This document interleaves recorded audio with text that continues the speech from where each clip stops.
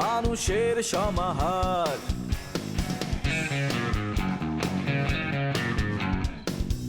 ভেতর আর বাহিরে চলছে উৎসব অপেক্ষার।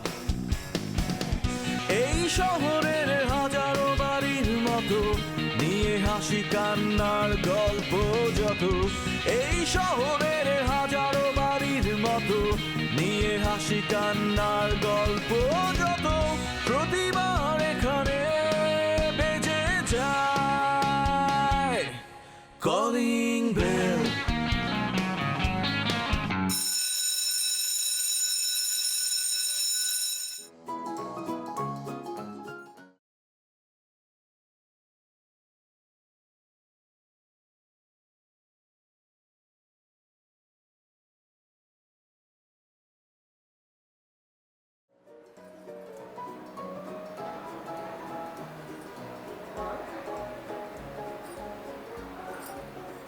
শরীরটা এখন কেমন?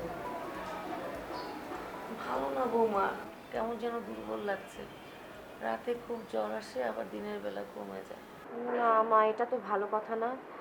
আমার কি মনে হয় জানেন, আপনাকে একটু ডাক্তারের কাছে নিয়ে গিয়ে থরো চেক আপ করানো দরকার। আর ডাক্তারের কাছে গেলে নানান সব কথাবার্তা বলবে, বেছে বেছে খেতে বলবে, হাঁটাহাঁটি করতে বলবে, এত এত করে ওষুধ দিবে। আমি পারবো না, আমি যাবো না। মা, এভাবে ভাবলে তো হবে না। ডাক্তারের কাছে তো ডাক্তার করবেই। সে যদি আপনাকে ওষুধ দেয়, ওজন কমাতে বলে, কম মশলাযুক্ত খাবার খেতে বলে, সেটা তো আপনার শরীরটা ভালো করার জন্যেই। শরীরটা ভালো করতে হবে না মা? আমি নিজে ডাক্তারের কাছে নিয়ে যাব। আপনি এভাবে ভাবলে তো হবে না। আচ্ছা ঠিক আছে, যাবো ডাক্তারের কাছে। আচ্ছা, সকালে যে ঠিক মতো নাস্তা করলেন না, দুপুরে কি খাবেন? হ্যাঁ, মুখটা কেমন যেন জ্বরে তিতে দিতে হয়ে আছে। আচ্ছা আমার একটা কাজ করো, ফ্রিজে হাঁসের মাংস আছে, এমনিও ঠান্ডা পড়েছে। তুমি হাঁসের মাংস বেশি করে পেঁয়াজ মশলা দিয়ে ভুনা ভুনা করো, আর একটু শুকনো শুকনো করে রান্না করো। হ্যাঁ, এটা আমার খুব পছন্দ। আমি জানি মা, আপনার এভাবে খেতে খুব পছন্দ, কিন্তু ওই যে বললাম, শরীরটা যেহেতু এখন খারাপ, একটু স্বাস্থ্যের প্রতি লক্ষ্য রাখতে হবে না? আজকে বরং ঝাল মাংসটা না খাই, আজকে আজকে বরং আমি মুরগি রান্না করি। ওই যে পাতলা ঝোল করে, কাঁচামরিচ দিয়ে, পেঁপে দিয়ে, সব মশলা খুব অল্প অল্প করে পাতলা ঝোল করে রেখে দিই মা, কেমন? এটা কেমন কথা বললা বৌমা? মুরগির মাংস, তাও আবার ঝোল, ওর মধ্যে আবার পেঁপে? না না না না, এইসব খাবার আমি খেতে পারবো না, আমি এগুলো কোনোদিন খাইনি। মা, আপনাকে একটা কথা বলি, আপনি আমাদের সবার মা না? আপনি যদি এভাবে অসুস্থ হয়ে পড়েন, তাহলে এই সংসারটা কে দেখবে? আমি তো কিছুই জানি না কিভাবে কি করতে হয়। সুতরাং আপনাকে আপাতত মশলাযুক্ত খাবার বর্জন করতে হবে। যতক্ষণ পর্যন্ত না ডাক্তার সার্টিফিকেট দিচ্ছে যে আপনি পুরোপুরি সুস্থ, ততদিন পর্যন্ত একটু ধৈর্য ধরে মশলা ছাড়া খাবার খেতে হবে। ঠিক আছে, তুমি যখন বলছো, তোমার রান্না তো ভালো, খাবো। তোমরা আলট্রা মডার্ন মেয়ে, কত রকম রান্না বান্না করো। আমরা তো মুরগির মাংস তরকারি বা সবজি দিয়ে চিন্তাই করতে পারতাম না। ঠিক আছে, করো।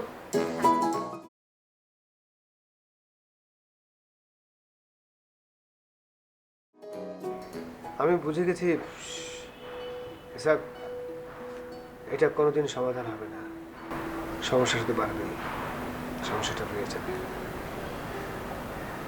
আমি আমি তো ট্রাই করেছি, আমি আর সত্যি পারছি না। আমি আমি তোদের একটা ব্যর্থ চাচা। আমি আমার ব্যর্থতা নিয়ে আমি চলে যাব।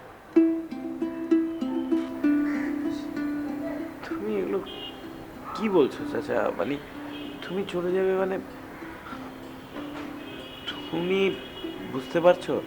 তুমি এই বাড়িতে আমাদেরকে ছোটবেলা থেকে কোলে পিঠে করে মানুষ করেছো। তুমি আমাদেরকে কত স্মৃতি আমাদের সাথে, তোমার মানে কতগুলো দিন তুমি এ বাড়িতে কাটিয়েছো। এখন কথা নেই বার্তা নেই, তুমি এ বাড়ি থেকে চলে যাবে? না চাচা, এই ডিসিশনটা নিও না চাচা। প্লিজ তুমি থাকো আমাদের সাথে, তুমি আমাদের সাথে থাকো, দেখো সব কিছু ঠিক হবে। তুমি এই ডিসিশনটা নিও না চাচা। ঠিক হবে না। দেখ, ঠিক যদি হতো তাহলে আমি আমি এই বাড়ি ছেড়ে যাই না। আমার ভালো লাগছে এই বাড়ি ছেড়ে যেতে। এই বাড়িটা,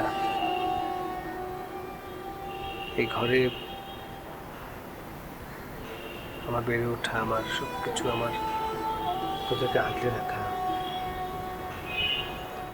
কিন্তু আমি পারলাম না তোদেরকে আগলে রাখতে। হ্যাঁ, হয়তো আমি পারি থাকতে, কিন্তু তাহলে একজনকে এই বাড়ি ছেড়ে চলে যেতে হবে কিংবা বাড়ি থেকে বের করে দিতে হবে, সেটাও পারছি না। আমার পক্ষে আমি আর পারছি না।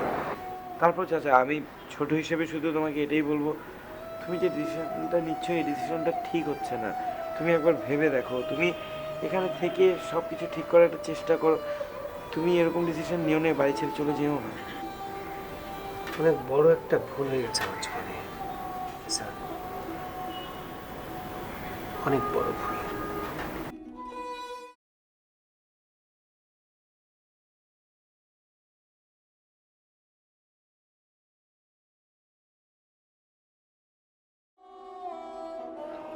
আজকে খুব সহজ একটা রান্না রাঁধছি। কি রান্না হবে? এই যে মিক্সড ভেজিটেবল, সব সবজি একসাথে করে পানি সিদ্ধ দিয়ে পানিটাতে যখন বলক আসবে তখন জাস্ট সবজিগুলো 5 মিনিটের জন্য ছেড়ে দিয়েই আবার উঠিয়ে ফেলতে হবে। তারপর কড়াইতে হালকা তেল দিয়ে পেঁয়াজ আর রসুন, আর কিছুই লাগবে না, আর হচ্ছে কাঁচামরিচ সব দিয়ে অল্প কিছুক্ষণ ভেজে লবণ দিয়ে নামিয়ে ফেললে তাহলে সবজির গুণাগুণটাও নষ্ট হয় না। অনেক স্বাস্থ্যকর একটা খাবার, খুবই কম টাইম লাগে। তা অনেক মজা হবে। দেখোই না।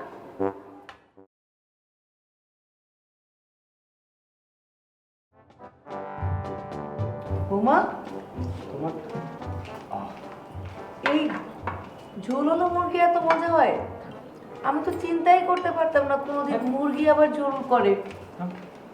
মা, তুমি কিভাবে রান্না করছো? মা ওই যে আগে বাচ্চা মুরগি ছেঁচে তার ভিতরে আদা রসুন দিয়ে সেদ্ধ করে আমি স্টক বানিয়ে নিয়েছিলাম, সেটা দিয়ে ঝোল দিলাম, তাই মনে হয় একটু ডিফারেন্ট ফ্লেভার লাগছে। আচ্ছা মা, শোনো, আমি অসুস্থ থাকি বা না থাকি, তুমি যখনই মুরগি রান্না করবা আমার জন্য এরকম করে রান্না করো। হ্যাঁ জি ঠিক আছে। এটা এখন এটা খেয়ে অনেক মজা হয়েছে। হ্যাঁ, দেখছি বোমা, 30 বছর পর আমি আমার মনের মতো চাটনি দিয়ে ভাত খেতে পারছি। সেই কবে আমার শাশুড়ি আম্মা আমাকে এই চাটনি দিয়ে ভাত খাওয়াতো। এই 5 ফোড়নের চাটনি, সে যে কি মজাদার চাটনি। আর তার ঘরের মেয়ে হয়ে আজ পর্যন্ত সে একবারও আমাকে এই চাটনি দিয়ে খাওয়াতে পারেনি।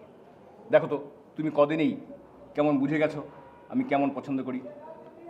খুব মজা হয়েছে মা, খুব মজা হয়েছে। ভাবি কি ডাল রান্না করিস ওই তো মুখটা লাগিয়ে রয়েছে। মাছ মাংস ভালো লাগে না, ডাল আর ডিম হলে আমার কিছু লাগে না।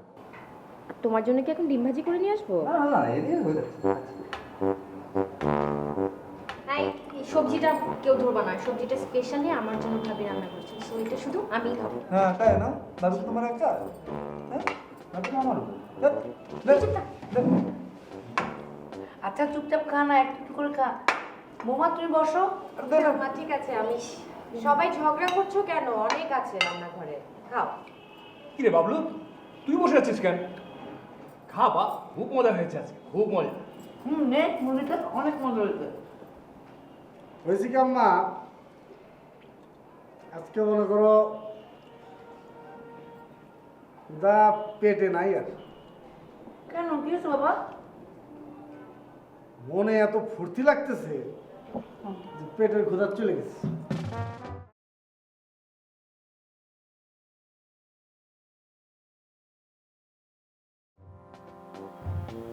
তোমার রান্নার হাত তো বেশ।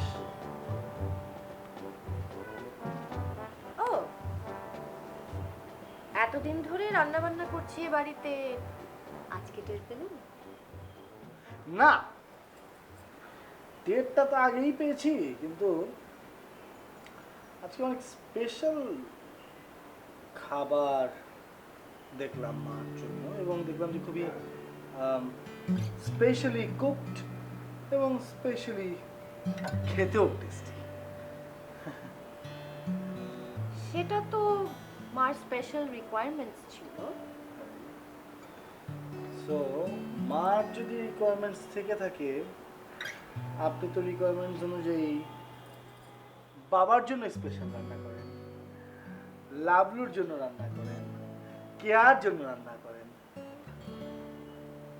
কোনো কারণে আমার দিকে একটু স্পেশালি কি তাকানো যায় না? আচ্ছা ঠিক আছে, জাহাপনা হ্যাঁ, ঠিক বলুন আপনার স্পেশাল রিকোয়ারমেন্টস কি?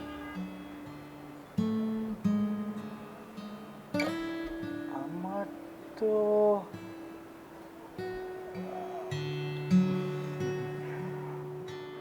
আমার রিকোয়ারমেন্ট খুবই সিম্পল। I love dessert. তো কখনো তো আমার পছন্দের ডেজার্টও বানানো যেতেই পারে। অবশ্যই, কেন না। তো আপনার কি কি স্পেশাল ডেজার্ট পছন্দ? কাস্টার্ড, লাভা কেক, আর খুব স্পেশাল হচ্ছে চম চম। জানো, কাল না আমি টিভিতে দেখছিলাম একটা বিদেশি চ্যানেলে, খুব সুন্দর দেখতে একটা মহিলা, উনি শেখাচ্ছিলেন যে করলা দিয়ে কি সুন্দর করে কেক বেক করা যায়। অসাধারণ একটা ডেজার্ট। আর তুমি চিন্তা করো ব্যাপারটা কি স্বাস্থ্যকর হবে। একটা কেক, সেটার মধ্যে চিনিও আছে কিন্তু করলাও আছে। মানে এটা তো মানে আমার কাছে আমি একটু পানি খাবো। কেন, কি হয়েছে? পুরো মুখ তিতা হয়ে গেছে। এখনো তো খাওয়াইনি। এই নাম শুনেই মানে মুখ থেকে পুরো মুকুতিত হয়ে গেছে। পানি এনে দিই।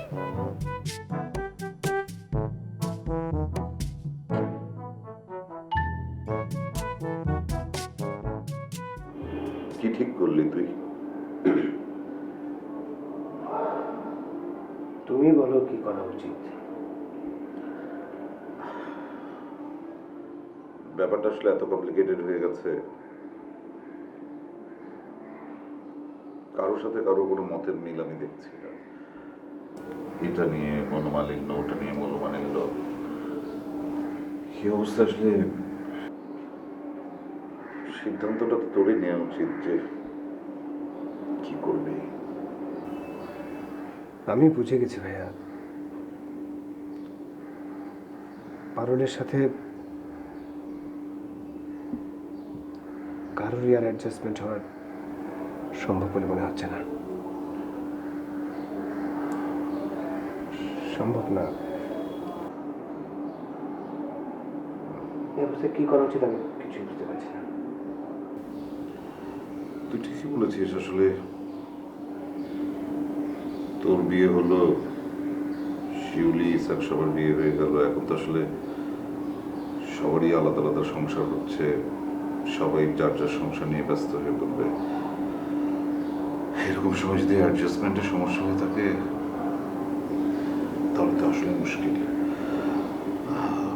তোর পারুলের সাথে অ্যাডজাস্টমেন্ট অ্যাটলিস্ট ঠিক আছে তো? কাউকে না কাউকে তো ভাইয়া অ্যাডজাস্ট করে চলতেই হয়। দেখ, মানুষের জীবনে অনেক অনেক রকম ঘটনা ঘটে, আর বিয়েটা তো একটা সোশ্যাল এক্সপেরিমেন্ট। এটা নেওয়া যায় না ভাইয়া, আমি আর নিতে পারছি না ভাইয়া। প্রত্যেকটা মানুষের তো একটা ধৈর্য থাকে, এটা লিমিটেশন থাকে। আমি আর কত অ্যাডজাস্ট করবো ভাইয়া? আমি আমি এর শেষ দেখে ছাড়বো।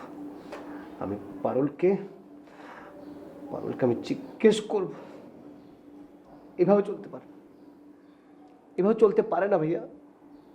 মানে একসাথে থাকছি, একসাথে সারাটা জীবন কাটাবো, কিন্তু এইরকম একটা অস্বস্তিকর আমার কাছে মাঝে মাঝে মনে হয় আমি সব কিছু ছেড়ে চলে আমি কোথাও চলে যাই, সবাই সুখে থাকবো। শোন ভাই, আসলে তো এরকম আবেগী কথা বলে কোনো লাভ নেই। আর দেখ, সময়ের সাথে সব কিছুরই পরিবর্তন হয়। আমি যেরকম, তুই যেরকম, সেরকম আমার ছেলেমেয়েরা হবে, বা পারুল বা অন্য কেউ হবে, এটা ভাবার কোনো কারণ নেই। এত মাথা গরম করলে হবে না, এত ভেঙে পড়লেও চলবে না। সংসার করতে গেলে টুকটাক ভীষণ ঝামেলা হয়ই। বা ঠিক আছে, সবাই যদি এক হতে না পারে, পারবে না, কিন্তু আমি এটা শেষ দেখতে চাই। আমি আমি পারুলের সাথে এটা শেষ দেখে আমি পারুলকে বোঝাতে চাই যে ও যেটা চাচ্ছে, ও যেটা বলছে সেটা সম্ভব না। তাহলে এতদিন কি তুই পারুলকে কোনো কিছু বোঝাসনি? তোমার কি মনে হয়? বলিনি আবার? বারবার বলছি, বারবার। আমি জানি, তাতে যখন কাজ হয়নি, তাহলে এবার নতুন করে বোঝালে কাজ হবে, সেটা কি খুবই যুক্তিসঙ্গত? আমি জানি না, আমি জানি না ভাইয়া, আমি কিচ্ছু জানি না। আমি শুধু এইটুকু জানি, সব ছেড়ে ছুড়ে আমি চলে যাব। সবাই থাকুক, সবাই সুখে থাকুক। দেখ রুহুল আমিন, সমস্যাটা হচ্ছে কি, আমার বয়স হয়ে গিয়েছে, কখন আছি কখন নেই তার তো কোনো ঠিক নেই। আর আমি চলে যাবার পর এমনিতেই তো আমার ছেলে মেয়েদের সাথে তোর হয়তো একসাথে থাকা হতো না। সেই জন্য আমি ভাবছিলাম যে পারুলের ইচ্ছে অনুযায়ী, মানে ওর ইচ্ছেটাকে যদি তুই একবারের জন্য একটু গুরুত্ব দিতি, মানে ও যেটা চায় সে মতো, আমার মনে হয় তোর আলাদা একটা ভাষা নেওয়া দরকার। আলাদা সংসার যখন হয়ে যাবে না, তখন দেখবি যে সংসার করতে করতে পারুল অনেক অনেক পরিণত হবে। সংসার চালাতে চালাতেই ও আসলে অনেক সংসারই হয়ে যাবে। ভাইয়া, তুমিও আমাকে বের করে দিচ্ছ।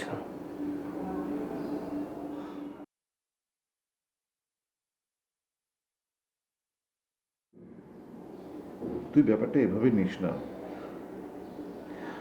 আমরা তো ভালোর জন্য এরকমটা চাই। আর দূরে গিয়ে যদি আমাদের সবার সম্পর্কটা বরং ভালো থাকে, তাহলে তো সেটাই হওয়া উচিত। আমি তো তোর সাথেই আছি সবসময়। তুই কেন ভাবছিস তুই দূরে চলে যাবি?